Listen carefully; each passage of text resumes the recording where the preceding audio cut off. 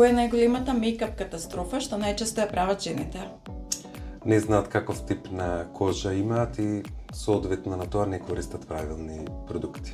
Дали е вистина дека невести низ годините знаеле да кажат дека би си откажале свадбата само кога ти би сакал да ги ожениш? Следно прашање. Кој ти е омилениот начин да го започнеш денот? Доручек убав и без стрес. Да не си шминкер би бил? Може би психолог. Дали пријателките те злоупотребуваат да ги шминкаш без пари или секогаш кога им треба и знаат да ти дојдат во салон без најава? Ме злоупотребуваат, ама јас тоа со задоволство го правам. Колку често плаќаш сообраќајни казни и како се вадиш ако те сопре полиција за некој прекршок? Многу ретко плаќам, фала Богу, а како се вадам како знам и умеам.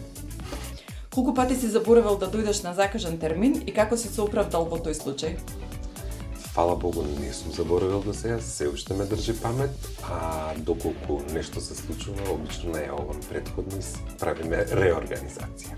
Ако те викне Владо Јаневски пак да се појавиш во негов спот, дали би прифатил? Со задоволство. Како го поведи стравот од камери? Искуство. Кој е најчудното нешто што го чуваш дома? Имам доста чудни работи дома. Некои пријатели кога дојдат се чудат како некои маски од Африка, од Египет и слично, но на мене ми се наистина драги. И еден сандак кој што е многу стари, не го давам за жива глава. Дали со себе секогаш носиш шминка зашто може да ти притреба? Никогаш.